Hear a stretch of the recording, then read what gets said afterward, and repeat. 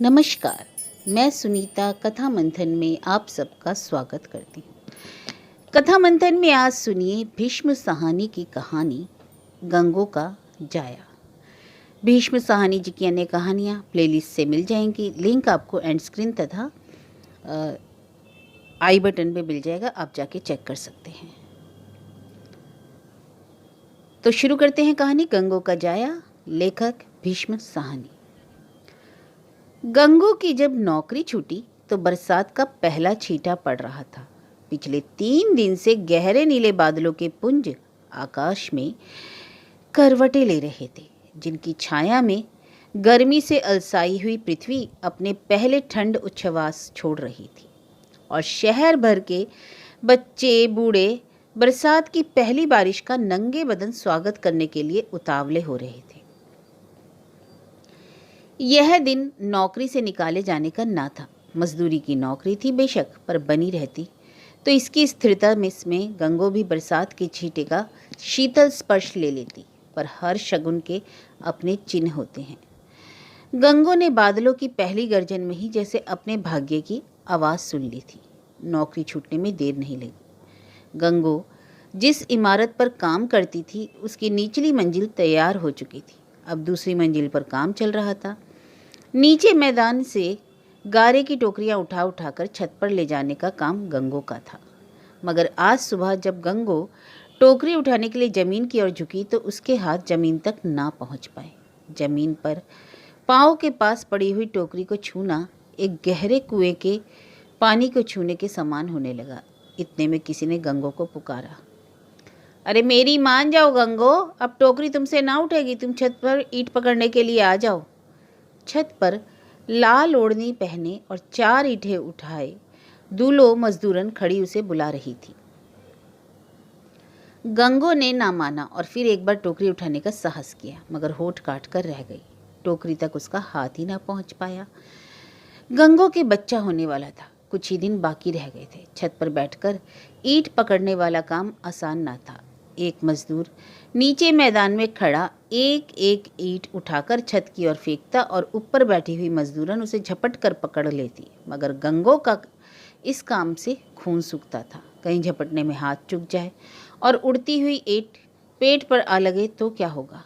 ठेकेदार हर मजदूर के भाग्य का देवता होता है। जो उसकी दया बनी रहे तो मजदूर के सब मनोरथ सिद्ध हो जाते हैं, पर जो देवता के तेवर बदल जाएं तो अनहोनी भी होके ही रहती है। गंगो खड़ी सोच ही रही थी कि कहीं से मकान की परिक्रमा लेता हुआ ठेकेदार सामने आ पहुंचा। छोटा सा पतला शरीर, काली टोपी, घनी घनेरी मूंछों में से बीड़ी का धुआं छोड़ता हुआ गंगो को देखते ही चिल्ला उठा, अरे खड़ी देख क्या रही है, उठाती क्यों नहीं? जो पेट निकला हुआ था तो आई क्यों थी? गंगो धीरे धीरे चलती हुई ठेकेदार के सामने आ खड़ी हुई। ठेकेदार का डर होते हुए भी गंगो के होठों पर से वह हल्की सी स्निग्ध मुस्कान ओझल ना हो पाई, जो महीने भर से उसके चेहरे पर खेल रही थी, जब से बच्चे ने गर्भ में ही अपनी कौतुक शुरू कर दिए थे। और गंगो की आंखें जैसे अंतर्मुखी हो गई थी। ठेकेदार झगड़ता तो भी शांत रहती और जो उसका घरवाला बात बात पर तिनक उठता तो भी चुपचाप सुनती रहती। काम क्यों नहीं करूंगी? छत पर ईंटें पकड़ने का काम दे दो, वह कर लूंगी, गंगो ने निश्चय करते हुए कहा। हाँ हाँ, तेरे बाप का मकान बन रहा है, जो जी चाह करेगी। चल दूर हो यहाँ से, आधे दिन के पैसे ले और दफा हो। कहाँ कहाँ से काम करने आ जाते हैं। क्यों, तुम्हें क्या फर्क पड़ेगा? दुल्हो मेरा काम कर लेगी, मैं उसकी जगह चली जाऊंगी, काम तो होता रहेगा। जा जा, पहले पेट खाली करके आ, फिर काम मिलेगा। क्षण भर में ठेकेदार का रजिस्टर खुल गया और गंगो के नाम पर लकीर फिर गई। ऐन उसी वक्त बारिश का छींटा भी ना पड़ने लगा था। गंगो ने समझ लिया कि जो आसमान में बादल ना होते तो काम पर से भी छुट्टी ना मिलती। आकाश में बादल आए नहीं कि ठेकेदार को काम खत्म करने की चिंता हुई नहीं। इस हालत में गर्भ वाली मजदूरन को कौन काम पर रखेगा? गंगो चुपचाप ओढ़ने के पल्ले से अपने गर्भ को ढकती हुई बाहर निकल आई। उन दिनों दिल्ली फिर से जैसे बसने लगी थी। कोई दिशा या उपदिशा ऐसी ना थी जहां नई आबादियों के झुरमुट न उठ रहे हों। नए मकानों की लंबी कतारें समुद्र की लहरों की तरफ फैलती हुई अपने प्रसार में दिल्ली के कितने ही खंडर और स्मृति कंकाल रौंदती हुई बढ़ रही थी। देखते ही देखते एक नई आबादी गर्व से माथा ऊंचा किए समय का उपहास करती हुई खड़ी हो जाती।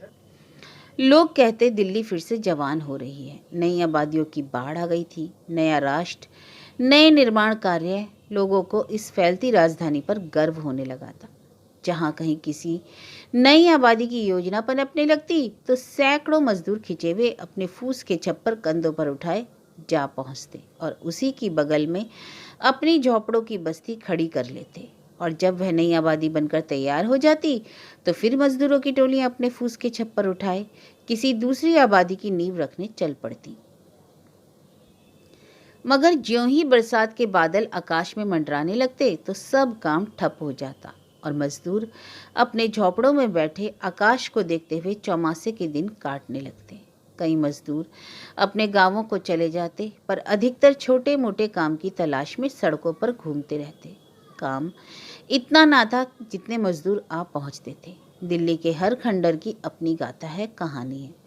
हर मजदूर की फूस की झोपड़ी का खंडर क्या होगा और कहानी क्या होगी। हंसती खेलती नई आबादियों ने में इन झोपड़ों का या इन नए झोपड़ों में खेले गए नाटकों का स्मृति चिन्ह भी नहीं मिलता। उस रात गंगो और उसका पति घीसू देर तक झोपड़े के बाहर बैठे अपनी स्थिति को सोचते रहे। जो छुट्टी मिल गई थी तो घर क्यों चली आई, कहीं दूसरी जगह काम देखती, घीसू ने कहा। देखा है इस हालत में कौन काम देगा, जहां जाओ ठेकेदार पेट देखने लगते हैं। झोपड़े के अंदर उनका 6 बरस का लड़का रीसा सोया पड़ा था। घीसू कई दिनों से चिंतित था। 3 आदमी खाने वाले और कमाने वाला, अब केवल एक, और ऊपर चौमासा और गंगों की हालत। उसका मन खींच उठा। अगर और 15-20 रोज मजदूरी पर निकल जाते तो क्या मुश्किल थी। गर्भ वाली औरतें बच्चा होने वाले दिन तक काम पर जुटी रहती हैं। घीसू घटीले बदन का नाटे कद का मजदूर था। जो किसी बात पर तिनक उठता तो घंटों उसका मन अपने काबू में ना रहता। थोड़ी देर चिल्लम के कश लगाने के बाद धीरे धीरे कहने लगा, तुम गांव चली जाओ। गांव में मेरा कौन है? तू पहले से ही सब पाठ पड़े हुए है। तू इस हालत में जाएगी तो तुझे घर से थोड़ी निकाल देंगे। मैं कहीं नहीं जाऊंगी। तुम्हारा भाई जमीन पर पाँव नहीं रखने देगा। 2 दफे तो तुमसे लड़ने मरने की नौबत आ चुकी है। तू यहाँ क्या करेगी? मेरे काम का तो कोई ठिकाना नहीं। सुनते हैं सरकार ज़्यादा मजदूर लगाकर 3 दिन में बाकी सड़क तैयार कर देना चाहती है। मरम्मती काम तो चलता रहेगा, गंगो ने धीरे से कहा। मरम्मती काम? मरम्मती काम से 3 जीव खा सकते हैं। 1 दिन काम है, 4 दिन नहीं। काफ़ी रात गए तक यह उधेड़बुन चलती रही। सोमवार को गंगो काम पर से बर्खास्त हुई और शनिचर तक पहुँचते पहुँचते झोपड़ी की गृहस्थी डांवाडोल हो गई। माँ, बाप और बेटा, 3 जीव खाने वाले और कमाने वाला केवल एक। गंगो काम की तलाश में सुबह घर से निकल जाती और दोपहर तक बस्ती के 3-3 चक्कर काट आती। किसी से काम का पूछती तो या तो वह हंसने लगता या आसमान पर मंडराते बादल दिखा देता। सड़क पर दर्जनों मजदूर दोपहर तक घूमते हुए नजर आने लगे। फिर एक दिन जब घीसू ने घर लौटकर सुना दिया कि सरकारी सड़क का काम समाप्त हो चुका है तो घीसू और गंगो मजदूरों के स्तर से लुढ़ककर आवारा लोगों के स्तर पर आ पहुंचे। कभी चूल्हा जलता तो कभी नहीं। भरपेट खाना किसी को मिल ही ना पाता। छोटा बालक रीसा जो दिन भर खेलते न थकता था, अब झोपड़े के इर्द गिर्द मंडराता ही रहता। पति पत्नी रोज रात को झोपड़े के बाहर बैठते, झगड़ते, परामर्श करते और बात बात पर खींच उठते।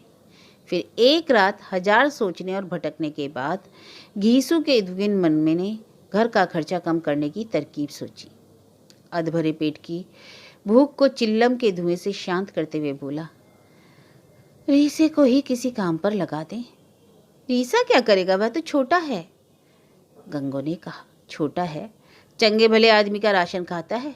इस जैसे सब लड़के काम करते हैं। गंगो चुप रही। कमाऊ बेटा किसे अच्छा नहीं लगता, मगर रीसा अभी सड़क पर चलता भी था तो बाप का हाथ पकड़कर वह क्या काम करेगा। पर घीसू कहता गया, इस जैसे लौंडे बूट पालिश करते हैं, साइकिलों की दुकानों पर काम करते हैं, अखबार बेचते हैं, क्या नहीं करते। कल इसे मैं ले जाकर गणेशी के सुपुर्द कर दूंगा, इसे बूट पॉलिश करना सिखा देगा।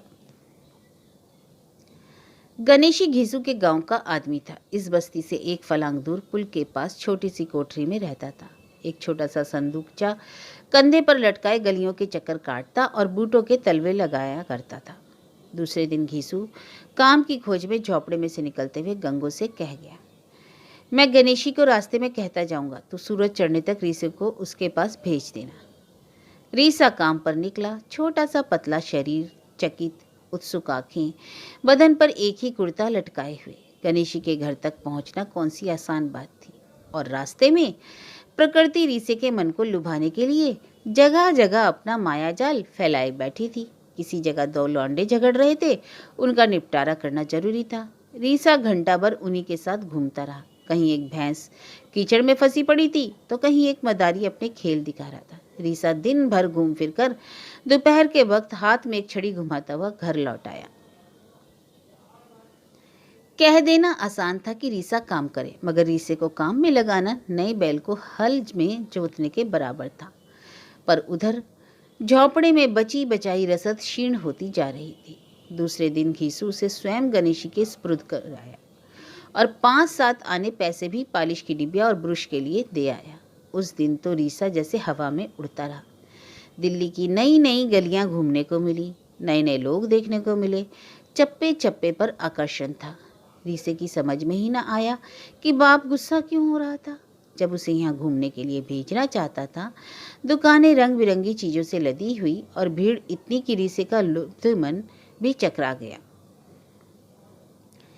रीसे की माँ सड़क पर आंखें गाड़े उसकी राह देख रही थी। जब रीसा अपने बोझल पांव खींचता हुआ घर पहुंचा, अपने 6 सालों के नन्हे से जीवन में वह इतना कभी नहीं चल पाया था जितना कि वह आज एक दिन में चला। मगर माँ को मिलते ही वह उसे दिन भर की देखी दिखाई सुनाने लगा। और जब बाप काम पर से लौटा तो रीसा अपना ब्रश और पालिश की डिबिया उठाकर भागता हुआ उसके पास जा पहुंचा। बापू, तेरा जूता दे, पालिश कर दूं। सुनकर घीसू के हर वक्त तने हुए चेहरे पर भी हल्की सी मुस्कान दौड़ गई। मेरा नहीं, किसी बाबू का करना जो पैसे भी देगा। और गंगो और उसका पति अपने कमाऊ बेटे की दिनचर्या सुनते हुए कुछ देर के लिए अपनी चिंताएं भूल गए। दूसरा दिन आया। घीसू और रीसा अपने अपने काम पर निकले। 2 रोटियां एक चिथड़े में लिपटी हुई घीसू की बगल के नीचे और एक रोटी रीसे के बगल के नीचे। दोनों सड़क पर इकट्ठे उतरे और फिर अपनी अपनी दिशा में जाने के लिए अलग हो गए। पर आज रीसा जब सड़क की तलाई पार करके पुल के पास पहुंचा तो गणेशी वहां पर नहीं था। थोड़ी देर तक मुंह में उंगली दबाए वह पुल पर आते जाते लोगों को देखता रहा। फिर गणेशी की तलाश में आगे निकल गया। शहर की गलियां एक के बाद दूसरी अपना जटिल इंद्रजाल फैलाए जैसे रीसे के इंतजार में बैठी थी। एक के बाद दूसरी गली में वह बढ़ने लगा, मगर किसी में भी उसे कल का परिचित रूप नजर नहीं आया। ना ही कहीं गणेशी की आवाज़ सुनाई दी। थोड़ी देर घूमने के बाद रीसा एक गली के मोड़ पर बैठ गया। अपनी पालिश की डिबिया और ब्रश सामने रख लिए और अपने पहले ग्राहक का इंतजार करने लगा। गणेशी की तरह उसने मुंह टेढ़ा करके पालिश पालिश का शब्द पूरी चिल्लाहट के साथ पुकारा। पहले तो अपनी आवाज़ ही सुनकर स्तब्ध हो रहा, फिर निसंकोच बार बार पुकारने लगा। 5-7 मर्तबा जोर जोर से चिल्लाने पर एक बाबू जो सामने एक दुकान की भीड़ में सौदा खरीदने के इंतजार में खड़ा था, रीसी के पास चला आया। पालिश करने का क्या लोगे? जो खुशी हो दे देना। रीसे ने गणेशी के वाक्य को दोहरा दिया। बाबू ने बूट उतार दिए और दुकान की भीड़ में फिर जाकर खड़ा हो गया। रीसे ने अपनी डिबिया खोली। गणेशी के वाक्य तो वह दोहरा सकता था, मगर उसकी तरह हाथ कैसे चलाता? बूट पर पालिश क्या लगी जितनी उसकी टांगों, हाथों और मुंह को लगी। एक जूते पर पालिश लगाने में रीसे की आधी डिबिया खर्च हो गई। अभी बूट के तलवे पर पालिश लगाने को सोच ही रहा था कि बाबू सामने आन खड़ा हुआ। रीसे के हाथ अनजाने में ठिठक गए। बाबू ने बूटों की हालत देखी, आव देखा ना ताव जोर से रीसे के मुंह पर थप्पड़ दे मारा, जिससे रीसे का मुंह घूम गया। उसकी समझ ही में ना आया कि बात क्या हुई। गणेशी को तो किसी बाबू ने थप्पड़ नहीं मारा था।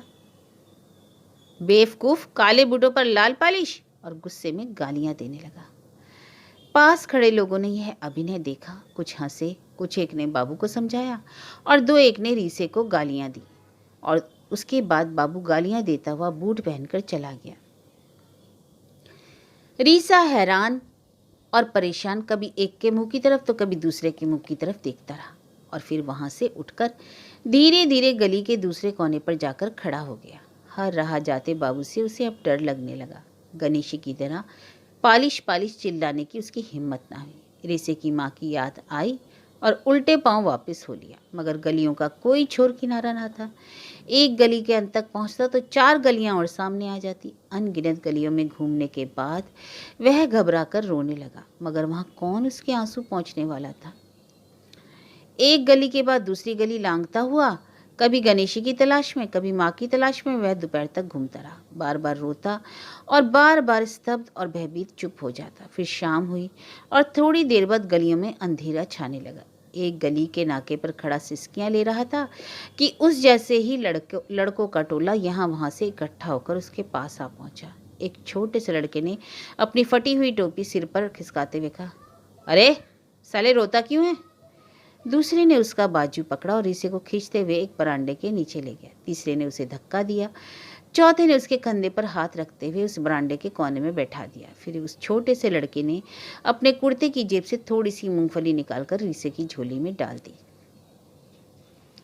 ले, कभी कोई रोता भी है, हमारे साथ घुमा कर, हम भी बूट पॉलिश करते हैं। आधी रात गए नन्हा रीसा जीवन की एक पूरी मंजिल एक दिन में लांघकर सिर के नीचे ब्रश और पॉलिश की डिबिया और एक छोटा सा चीथड़ा रखे उसी बरामदे की छत के नीचे अपनी यात्रा के नए साथियों के साथ भाग्य की गोद में सोया पड़ा था। उधर झोपड़े के अंदर लेटे लेटे कई घंटे की विफल खोज के बाद घीसू गंगो को आश्वासन दे रहा था। मुझे कौन काम सिखाने आया था, सभी गलियों में ही सीखते हैं, मरेगा नहीं, घीसू का बेटा है, कभी ना कभी तुझे मिलने आ जाएगा। घीसू का उद्विग्न मन जहाँ बेटे के यूं चले जाने पर व्याकुल था, वहाँ इस दारुण सत्य को भी ना भूल सकता था कि अब झोपड़े में 2 आदमी होंगे और बरसात काटने तक और गंगो की गोद में नया जीव आ जाने तक झोपड़ा शायद सलामत खड़ा रह सकेगा। तो गंगो झोपड़े की बलिष्ठ भर ऊंची छत को ताकती हुई चुपचाप लेटी रही। उसी वक्त गंगो के पेट में उसके दूसरे बच्चे ने करवट ली, जैसे संसार का नव आगंतुक संसार का द्वार खटखटाने लगा हो। और गंगो ने सोचा, यह क्यों जन्म लेने के लिए इतना बेचैन हो रहा है। गंगो का हाथ कभी पेट के चपल बच्चे को सहलाता तो कभी आंखों से आंसू पहुंचने लगता। आकाश पर बरसात के बादलों से खेलती हुई चांद की किरणों के नीचे नए मकानों की बस्ती झिलमिला रही थी। दिल्ली फिर बस रही थी और उसका प्रसार दिल्ली के बढ़ते गौरव को 4 चांद लगा रहा था।